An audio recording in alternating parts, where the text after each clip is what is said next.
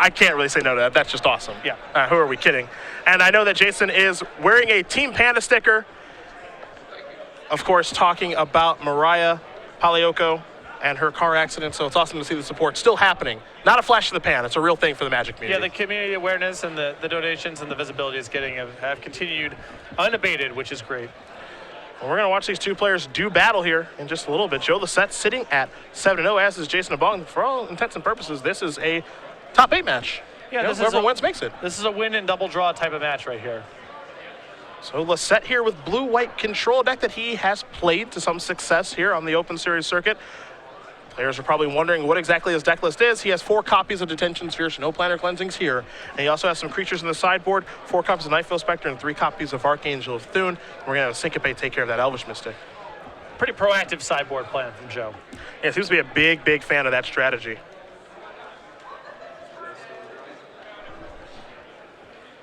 Jason here with a pretty conventional list of Jund monsters. He's gone down to 2 copies of Xenagos to make room for a main deck Chandra. 2 Dreadbore, 2 Mortars. Pretty standard stuff here. Joe's blue-white deck list, not all that typical. We saw some nice one-ofs in his deck. A main deck Annul, a Deicide in the main deck as well. He's also got a main deck Negate.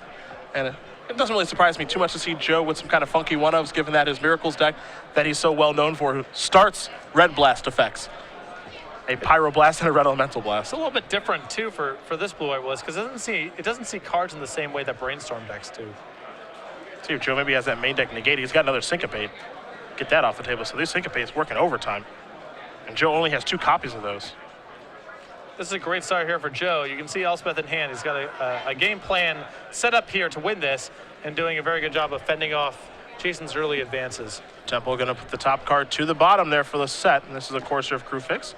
We'll see if this does resolve. And Joe taking a look at the bit of the alterations on this card. There are some fun pen marks over there. It looks like this is going to get a dissolve. So Lossett will scry yet again. That top card very quickly going to go to the bottom. You have to imagine Joe's just looking for lands here. Yeah, I think he put the main deck Annul on the bottom. And Annul, I believe, very few targets in Jund monsters. Yeah, not too many. Lossett going to play a Hollow Fountain tap to just pass the turn. 1 turn away now from Elspeth. See if he can find the 6th land in time. Pretty easy, uncontested Elspeth, too. There's another Courser. Lossett takes a look at the grip. Another dissolve. So counter your first couple of spells. You have no lands. I think this 6th land's going to come off the top here for Joe. It's a Goblet Shrine. Lossett's going to take 2. He's going to go down to 18. Wonder if it's been this easy all day. 4 counterspell your opponent's first 4 plays. Yep. Playing Elspeth, that's easy. Elevator goes up. Soldiers are going to come into play.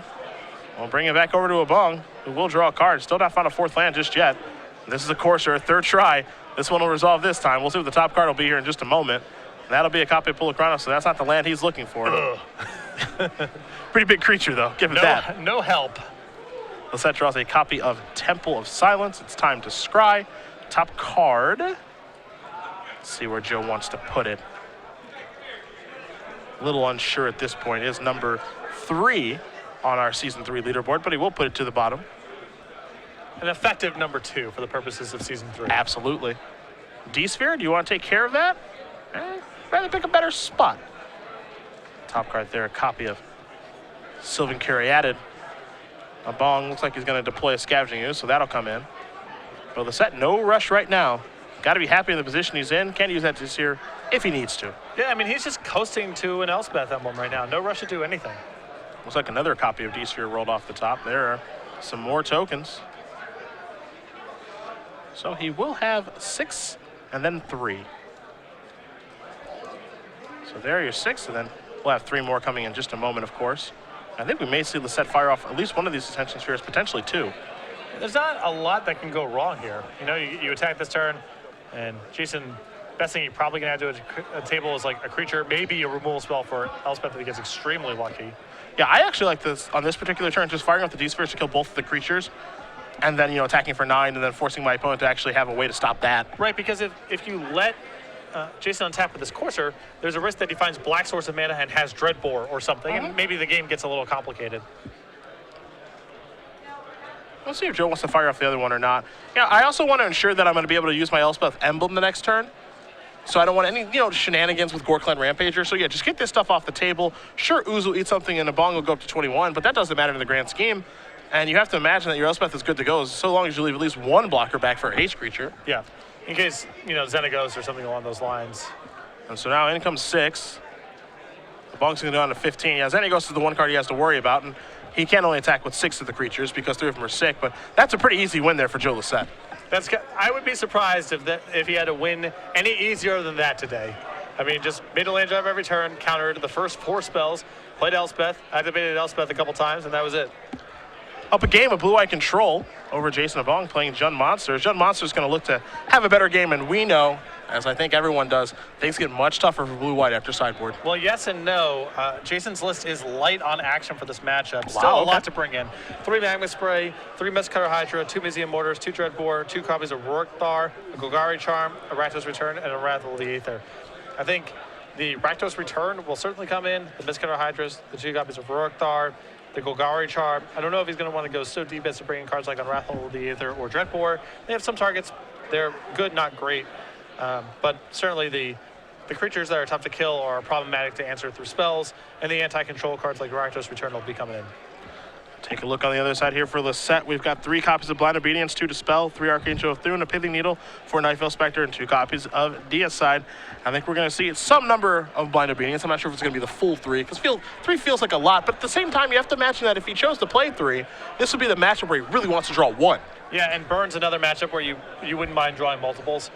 And against Jund Monsters, you know that they're going to be playing with Golgari Charms and Abrupt Decays, so you may not mind drawing the second copy anyway, because the first one might get blown up. Blind Obedience is excellent in this matchup for Joe. The best cards that Jason brings to the table are Xenagos, Stormbreath Dragon, and Mistcutter Hydra. Blind Obedience is great work against all those cards, and I think the Archangels may come in as well. Joe has shown a willingness to convert into a more proactive game plan against opponents where he suspects they will be boarding out most of their removal, and Jason qualifies. Now, the flip side of that is that Jason has 2 Dreadboards in the main and 2 more Dreadboards in the board. I would be surprised if he put all 4 Dreadboards into his deck, but I would also be surprised if he cut them all together. So he might have some really easy answers to Archangel already in his deck. Some more fun questions for everybody here as these players do finish up sideboarding. Patrick, wondering, what is your least favorite deck name of all time? My least favorite deck name of all time? Anyone who calls any iteration of Bug Team America. So there's 2 reasons for this. Number 1 is not a red, white, blue deck. And secondly, the designation of Team America is stupid because there's numerous countries whose flags are red, white, and blue. So you actually, we're on the same page here. I hate when people... It's stupid on 2 levels. Yeah, I hate when people call Blue, White, Red Delver American Delver. Right. Like we're responsible and no one else can play the deck. Right. I despise that. Or that we're the only flag that's red, white, and blue. Yeah, which is just not true. How about United Kingdom Delver or France Delver or a million other countries, It's just insane. I don't get it. Yeah. Every time I see someone submit me an article that says that says American Delver, okay, well, first of all, I'm not printing this, and I have to change it every time to Blue, White, Red Delver. It is infuriating.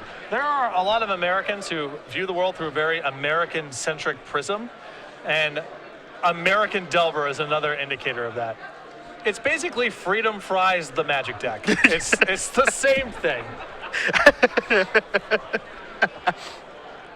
I'm also not the biggest fan of Death and Taxes as a deck name, but I get, it's a kind of like a legacy holdover, and I couldn't imagine myself calling that deck like White Weenie mid-range.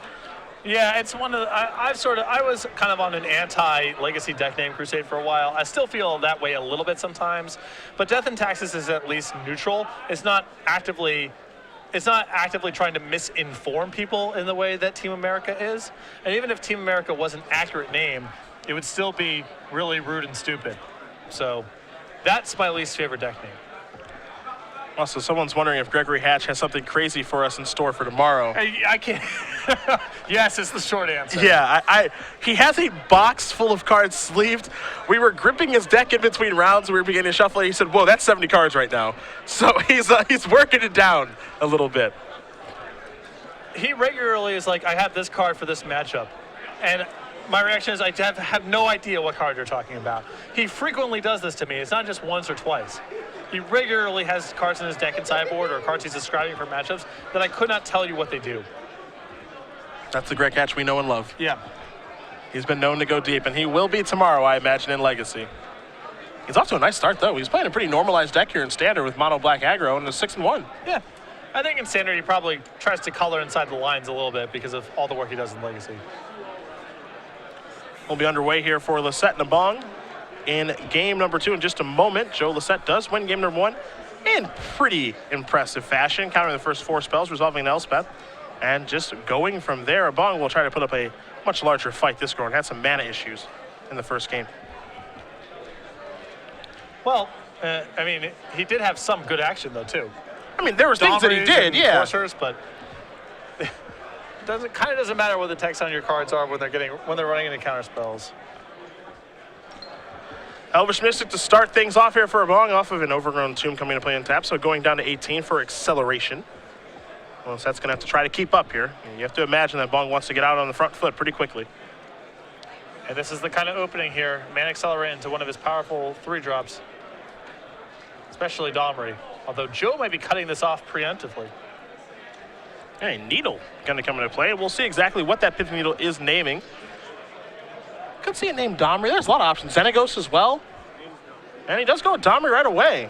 So here's a Courser of Grufix. Top card will be a Temple of Abandon. Of course, that one's not going to come into play right now, but we'll probably see that on the next turn as Lossett does draw a card here. He does have a copy of Deicide in his hand. That's a pretty juicy target.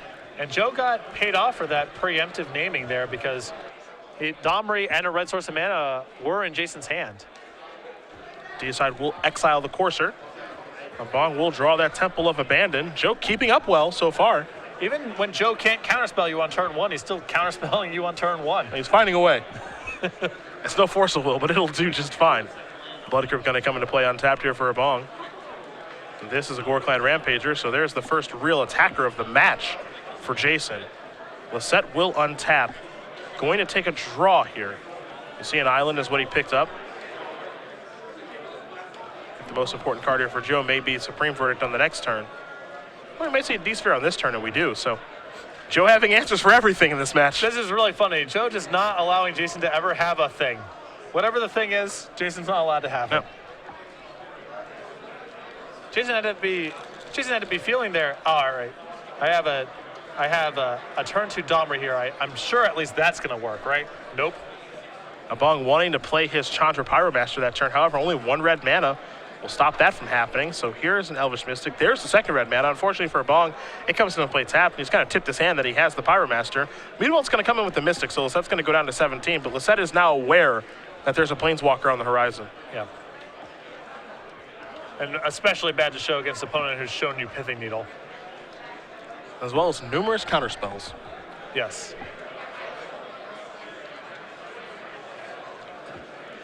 Lossett with a Jason hand. Also a copy of Blind Obedience. There's a Mutavault in the group as well. So definitely has the 4th land and the option to cast Jace if he'd like to. We'll see if he explores that option, however. It's pretty dangerous. He knows that he's facing down Chandra at the minimum. Scary card to have in play.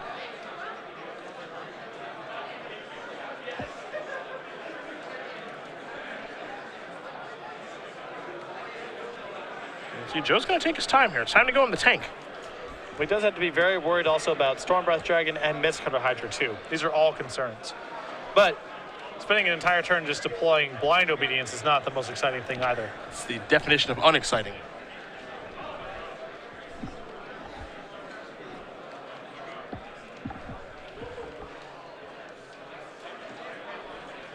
Well, there's Jace, and the question is, are we going up or down? Looks like the elevator is going up. So the Architect of Thought is in play. Abong will draw a card here. Again, we know the Chandra's at the ready. We'll see if he wants to cast it this turn or not. It looks like the answer is yes, he does. So there is the Pyromaster. Of course, that'll start off at 4. Top card will be a Temple of Abandon. Abong has not played a land yet, so this works out well for him. Going to scry with a Temple of Abandon here. Top card will go to the bottom. But Jason, the big issue here is no real pressure. Yeah, this is not great for Joe on the surface of things, but he's got to be pretty thrilled that there wasn't anything that punished him for tapping out for that Jace, particularly a large Mistcutter Hydra. He already knew the Chandra was there, and Jason, yeah, he got an extra card, but Joe can win that kind of battle. Yeah, I think if that's as bad as it gets, you got to be pretty pleased. I think Lossett can probably find a way to beat Chandra at some point, even though, it does provide some card advantage, slowly but surely. And it's certainly something that he will need to address, but overall, not a bad turn if you're on the Lossett side of things.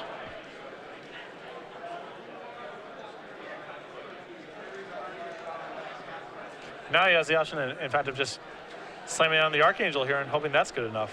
Chances are it could be. Yeah. Lossett.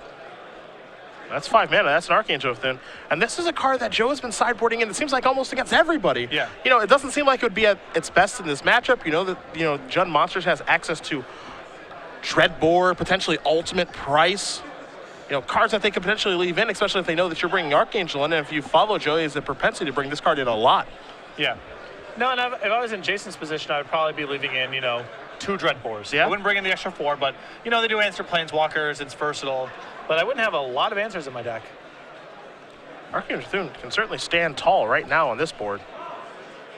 Quite a happy place. You saw Chandra 0 for a mana confluence, but Abong having the issue with finding some pressure. Feels like his hand is relatively reactive at this point. Well, he does have a Mistcutter Hydra, so he has a big play this turn. It'll be a big one. But, Archangel Thune, especially backed up with the Blind Obedience that Joe has in hand, more than capable of racing a Mistcutter Hydra. Yeah, if you want to race, let's do it.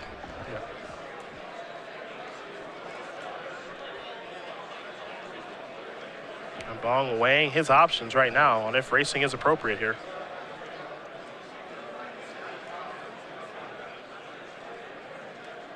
Oh, there is Mistcutter. That'll be a big one. It's going to be for 6. Abong leaving an Elvish Mystic back. A little surprise there. Yep. Got ourselves a Jace trigger, so it's going to be an attack for 5. Looks like Jace is going to go down to 1. Wonder why we see the Elvish Mystic back on defense. I suppose Mutavault, so it can't finish off Chandra, I guess would be the reasoning. But, you need every point, and the Jace is still in play. Yeah. Because that commits Mistcutter Hydra to Jace again, presumably. Yes. Yeah, so that's Or 2 full turns. Or you're letting Joe look at 3 cards the following turn. Yeah, Either way, it's... I would want that thing off the table if possible. And now Joe has another copy of Archangel Thune, and this could be the 1-2 punch of Archangels maybe getting the job done here in the full race, going in favor of Lossett.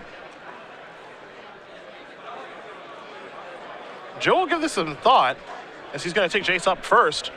But Lossett's hand right now is a Blind Obedience to negate another Archangel. I'd be hard-pressed not to play that other Archangel.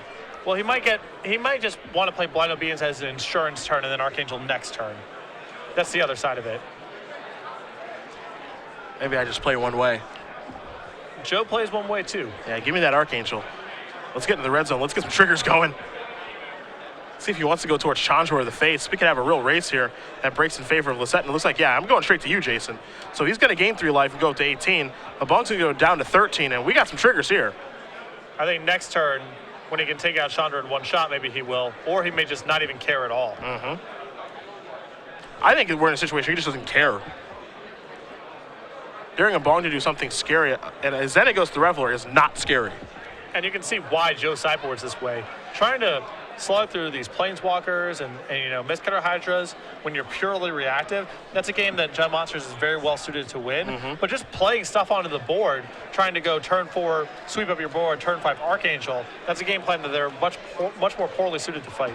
Yeah, this proactive approach looks to be a good one here against Jund Monsters after sideboard. We know that Jund Monsters likes to get very reactive. Some players do take a proactive approach, but there are other versions that get very reactive with, Golgari Charm, Abrupt Decay, Rakdos' Return. And the proactive spells that they do have are very expensive. Yeah. Sometimes Sire of Insanity, Rook, Thar, Stormbreath Dragon is 5 mana. And a lot of those cards just do not matter anymore in the face of these Archangels. Yep. Looks like Jason has quite a few lands in hand as well, so the Archangel's standing tall on this board. Xenagos is going to come in and make a Satyr token, but you have to imagine Lossett doesn't care about that. Right now, you've got Archangel sitting here at a 5/6. Can actually bounce off of Mistcutter Hydra in combat because Mistcutter will be a 5/6 when it attacks due to Jace. And now Jason's getting really punished for what happened last turn, not pumping that extra mana into the Mistcutter to finish off the Jace.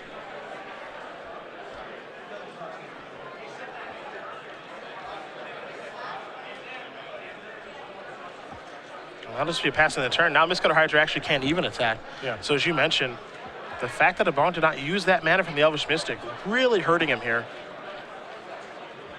And now we may see Lossett maybe cast a spell here. It looks like a good place to start is Blind Obedience. And if he can trigger this right away, this could get really ugly. You see a Syncopate the card that he has drawn for this turn to go along with the negate. Yeah, it looks like his hand is all permission, so I don't know if he can trigger it. Though this Jace gives him a shot at something. There's a Detention Sphere, he sinks his Revelation, and a Plains. And Revelation will do exactly what it needs it to do, which can trigger Archangels. Yeah, that's a lethal attack coming across. It absolutely is. And you have to imagine if you're Lossett, what are you scared of? I don't think anything. If Jason had something here, you would have seen it. Yeah. You know, he would have attacked last turn, he would have used a removal spell on something. Lossett says, all right, I'm going to take these 2 cards. I'm going to let Revelation go. Well, Joe now has the option of the much safer play Blind Obedience, play Detention Sphere, trigger something. So in case something goes haywire, he's at least has a Blind Obedience in play and gets to trigger and gets to play the Detention Sphere as well. Yeah, that's exactly what he's going to do. Blind Obedience to lead things off, followed with the Detention Sphere to extort. Going to trigger these Archangels, so these are going to grow. They'll move up to 4 counters as each Archangel will trigger. And now D-Sphere can take something out. Joe deciding exactly what he wants to put in exile, excuse me.